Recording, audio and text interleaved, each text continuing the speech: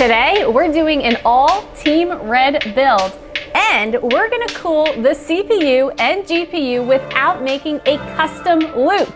And because it's a Ryzen 5000 CPU, we're gonna update the BIOS together. For this build, we have a 5800X. Then we'll run some tests.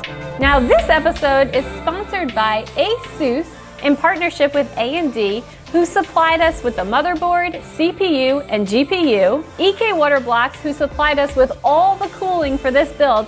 We're gonna fit 10 fans in this thing. Oh, and also they hooked us up with this O11 dynamic mini case.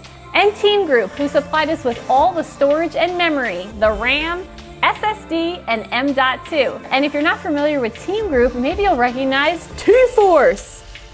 But in all seriousness, big thank you to everyone who contributed to this build, and all the products are linked in the description below. So let's get to it.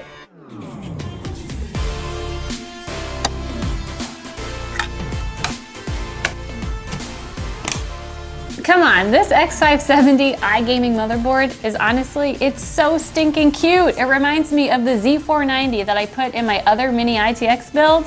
This is what we're using to cool the CPU, the RYUJIN 360 AIO. And one thing that I noticed different from the Z490 build is that in here, you don't need a back plate, just the standoffs. The other thing I want to point out is that this motherboard, it comes with a few extensions, like this HD audio, the front panel connector. That's really nice because when you're building with a mini ITX, space can get a little tight. Now, I don't necessarily think space will be an issue with this build, but nonetheless, it's a nice touch. The other thing I want to point out is the M.2. As I mentioned earlier, this is from TeamGroup, the Cardia 2. It's an M.2 1TB SSD. And it came pre-assembled with this heatsink, which is red and matches the overall theme of this build. Plus, I really like the way it looks, so that's why I left it intact rather than pull it apart and put the original backplate on that came with this motherboard. And this RAM, the Excalibur line by T-Force, which for this build, we have 16 gigabytes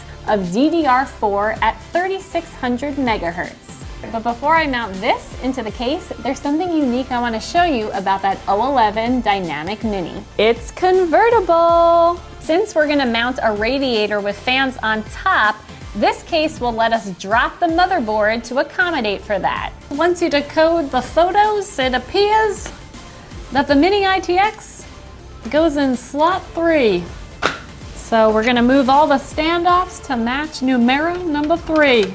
All right, so we got the case to the side because we need a little bit of space, and we kind of got some options. We could maybe start working on some of our fans. We're also gonna swap out all these white vibration mounts for red ones. Oh yeah, to match the red theme. That's gonna be lovely.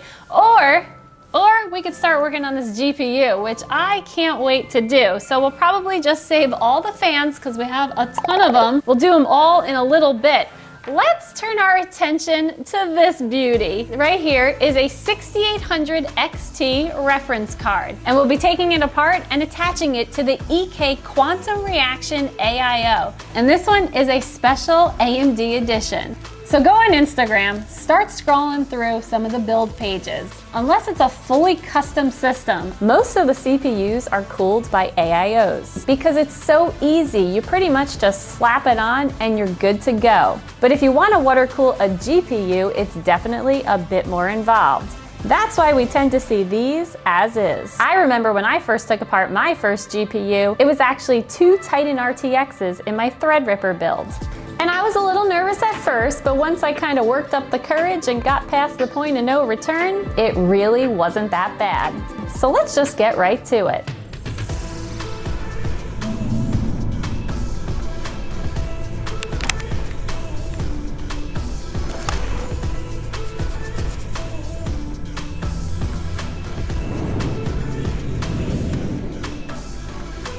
So we're done, we did it. Honestly, it wasn't hard. You just have to have a little bit of patience, and the EK manual, very clear to follow. So next, let's work on the fans before we start to really put everything in the case. And these are the EK-Vardar X3M RGB fans, and we're gonna swap out the white dampers with red ones to match the theme.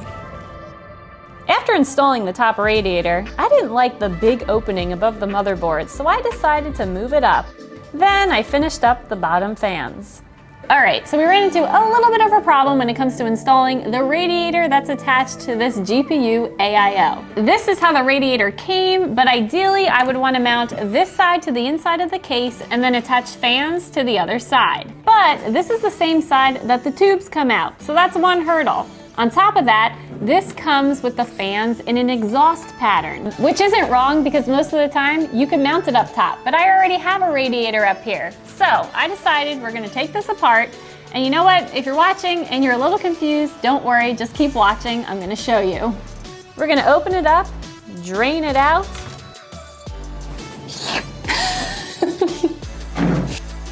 Then we're going to detach the tubes, swap the orientation of where we'll connect the tubes later, and then fit it into the case.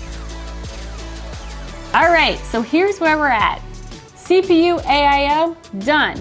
Added some additional fans, completed the install of the GPU AIO, and I started with some cables.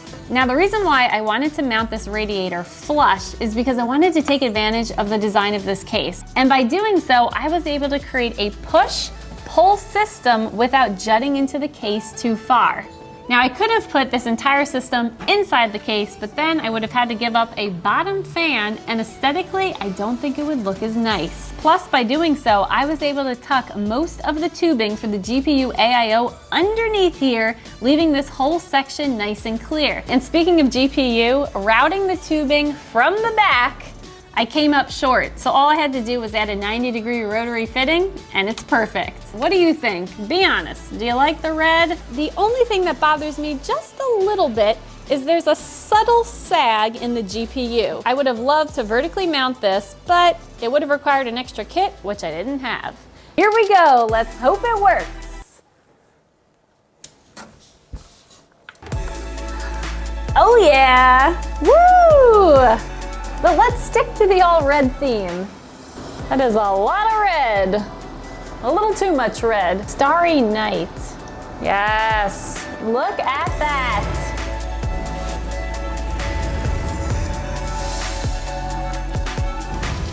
And I just have to point this out. Check out this 500 gigabyte Delta Max SSD by T-Force.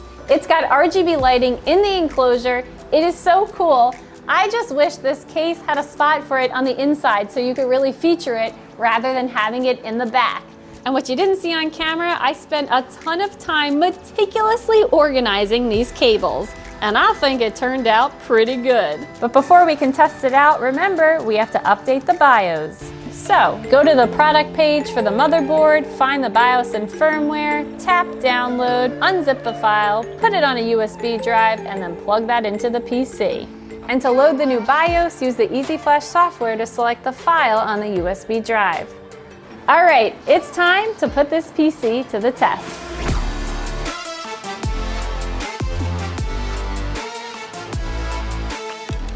Hold on, look at that. Consistently over 110 frames per second.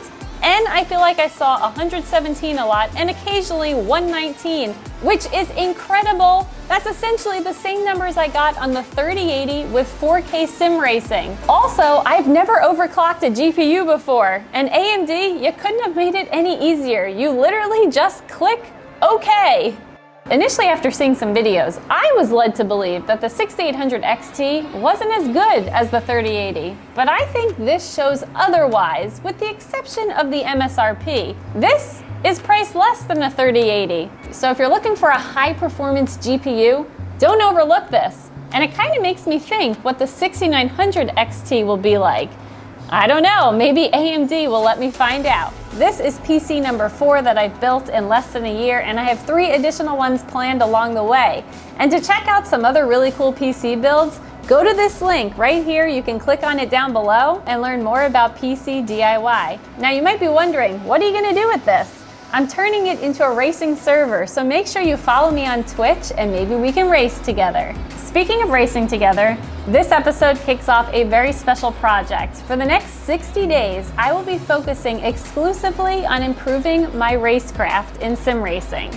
As some of you know, I do everything solo, and it has been impossible to improve while having to film a press car each week. Lab-tested reviews are not going away, but for the next 60 days, instead of a weekly auto review, I will be live streaming almost daily. And I want to give a big thanks to Asus, AMD, EK-Vardar and TeamGroup for making this build possible. And quick reminder, only Twitch subscribers have a chance to win some incredible prizes during my streams.